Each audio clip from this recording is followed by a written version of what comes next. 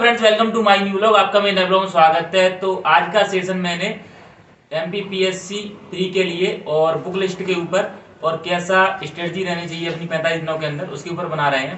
तो आपको 4 बार प्री निकाली हुई जीतू भाई सजेशन देंगे किस तरीके से, क्योंकि मैं तो फर्स्ट बार दे रहा हूँ। तो जीतू भाई आपको मार्गदर्शन करेंगे, तो देखिए बताएंगे जीतू भाई किस तरीके की तैयारी करेंगे।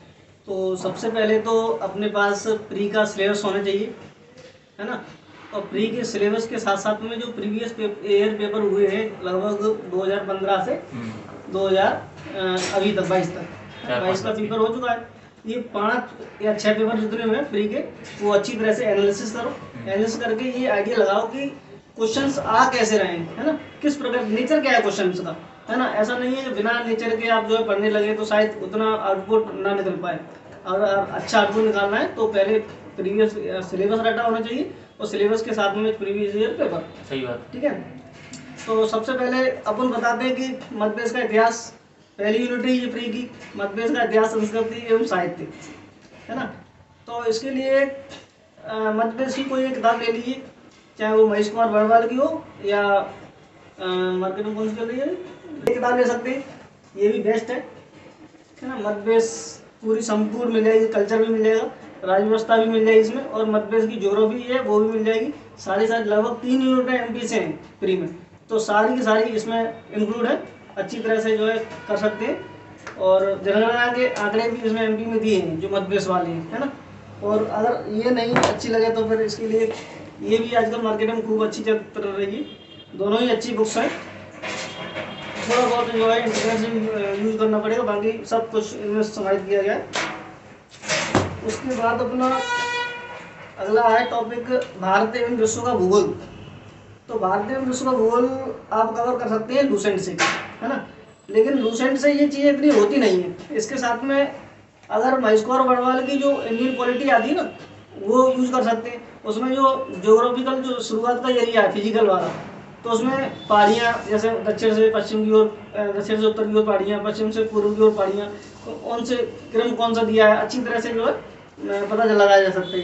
और इसके ज्योग्राफी का सबसे बेस्ट तरीका है कि आप जो है एटलस, है ना। तो एटलस में क्योंकि इन चीज़ों से चीज़ें क्या है विजुअलाइजेशन हो जाती है, एटलस से सारी चीज़ें दिख जाती है कि ये यहाँ है, ये यहाँ है। तो जैसे ये पढ़ी गई है किताब, कौन कौन सी है ना, ये देखिए ये किताबें पढ़ी गई हैं, तो इसमें पूरी तरह से सब कुछ चिन्हित किए गए हैं। तो आप भी इसका उपयोग कर सकते हैं और ज़्यादा से ज़्यादा जो है क्वेश्चंस को रिविजन कर सकते हैं। अब नेक्स्ट यूनिट है भारत का संविधान, शासन प्रणाली एवं अर्थव्यवस्था। तो इसी में इकोनॉमी जो है इंक्लूड कर दी गई है।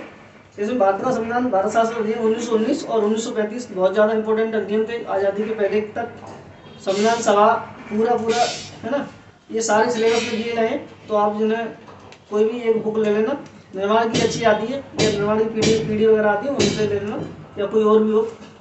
विज्ञान एवं पर्यावरण के लिए एक बुक है यूनिट 7 मध्य प्रदेश लोक सेवा आयोग परीक्षा धाम की, पतली सी है लेकिन इसमें काफ़ी चीज़ें इंक्लूड कर दी गई हैं। पर्यावरण विज्ञान, आपदा प्रबंधन, वो सारी चीज़ें हैं, तो इसका उपयोग कर सकते हैं। साथ में ही परीक्षा संदर्भ, पर्यावरण के लिए परीक्षा संदर्भ अलग से स्पेशल बुक आती है, ग्रीन उसका जो वो रहता है, कवर रहता है, तो उसे उपयोग कर सकते हैं। वार्षिक रहती है, करंट से अपडेट रहती है ना। अंतर्राष्ट्रीय और राष्ट्रीय समसामयिक की घटना है। तो इसके लिए अगर आप पहले से शुरुआत से पीढ़ी प्रत्योदर्पण या जो मध्य कौन सी आती है छोटी सी घटना चक्र को यूज कर सकते हैं, या एग्जाम पीढ़ियाँ ले सकते हैं जो आजकल चल रही है एमपीएससी। अगर पहले से पीढ़ी पढ़ रहे हैं 1 साल से या 6 महीने पहले से, तो उन्हीं पीढ़ियों को रिवीजन करिए। अगर कोई नहीं पढ़ रहे हैं ना, तो फिर इसके लिए जो वर्तमान में आ रही है जैसे स्पीड ले सकते हैं नीली ब्लू प्रिंट वाली, तो उसमें भी काफ़ी कवर हो जाता है, क्योंकि 5 से 6 क्वेश्चन आते हैं। ऐसी स्थिति में अगर 3 क्वेश्चन 4 क्वेश्चन भी अगर आपके करंट में होते हैं तो वो गुड है, बढ़िया है ना। सूचना एवं संचार प्रौद्योगिकी के लिए किसका प्रयोग कर सकते हैं, जो निर्माण की किताब आती है ना, है नहीं ना।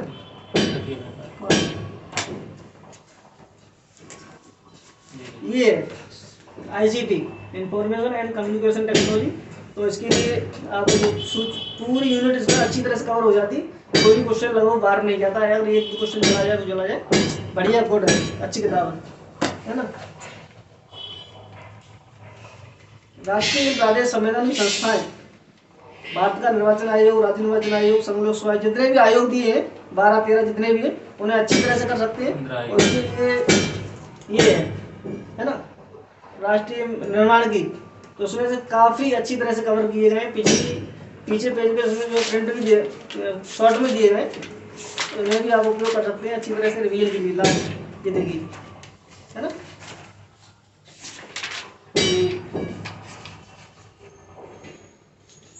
इन्हें अच्छी तरह से उपयोग हो सकता है। और यही 10 यूनिट है। और तीसरी 5वीं यूनिट जो एमपी की है वो इन्हीं बुक से काम हो जाएगा इनसे। और इंडियन जनगणना अच्छी तरह से होनी चाहिए, तो इंडियन जनगणना को आप सही से पढ़ लीजिए।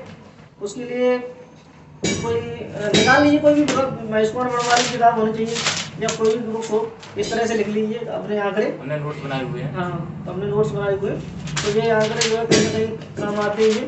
ये भी क्वेश्चन गलत होने वाला नहीं है। और 3 चीज़ें कम से कम जो है, कोई भी चीज़ जैसे केरल का लिंगानुपात उससे कम किसका है, उससे कम किसका है, कम से कम 3 राज्यों को पता आंकड़ा होना चाहिए, है ना। क्योंकि वो फर्स्ट नहीं देगा तो सेकंड दे सकता है, थर्ड दे सकता है। इस तरह से ये आपके लिखे ना 3 तो होनी चाहिए कम से कम, फर्स्ट सेकंड थर्ड। इस तरह से अगर आप जो है पढ़ाई करेंगे तो शायद ये भी क्वेश्चन गलत नहीं होगा। और नगरीय जनसंख्या को भी ध्यान में रखना होगा, क्योंकि नगरीय जनसंख्या से पिछली बार क्वेश्चन आया था। और यही बुक्स हैं, बाकी आप जो है अपने हिसाब से। और अगर आपके पास पहले से कोई बुकें हों तो इन पर ध्यान न दें। उन्हीं पर आप मेहनत कर चुके हैं और फिर हम बता रहे हैं इन बुक पे काम करें तो बेकार है, क्योंकि उन्हीं पे आपने समय दिया है, तो उन्हीं से आप पढ़ें, यही बेटर रहेगा। बिल्कुल वही बेटर रहेगा। बाकी चीज़ें रिवीजन से ज़्यादा करिए, ज़्यादा से ज़्यादा रिवीजन करेंगे तो क्वेश्चन से डाउट जो होंगे कम होंगे ऑप्शन में ना। और ऑब्जेक्टिव टाइप क्वेश्चन लगाने की कोशिश कीजिए। ऑब्जेक्टिव कोई एक टेस्ट सीरीज ज्वाइन करिए, लेकिन ज़्यादा से ज़्यादा रिवीजन।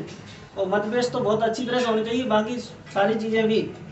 और अब कुछ चीज़ें ना हो तो फिर इंडियन ज्योग्राफी से ले लो, बड़ी किताब से कोई मैस्टोरियल वगैरह की हो तो उससे देख लो, जियोलॉजिकल है ना। और नदियाँ हैं, बहुत सी चीज़ें हैं ज्योग्राफी से, तो वो चीज़ें एटलस से बहुत अच्छी तरह से हो जाएंगी। तो एटलस को यूज जरूर करें, बहुत ज़्यादा इंपॉर्टेंट। अपन ऐसा सोच लेके चलें कि 45 दिन में उसको कवर कर सके, इतना न लें कि अपन को 3 महीने लग रहे हैं कवर करने में, अपने पास 45 दिन है। हाँ। तो ऐसा आप सोच लेके चलें, हम बता रहे हैं उतना अगर आप कर सकते हैं 45 दिन में तो ही इनको उठाएं, अन्यथा जो चीज़ आप कर सकते हैं वही कर पाएँ। बिल्कुल।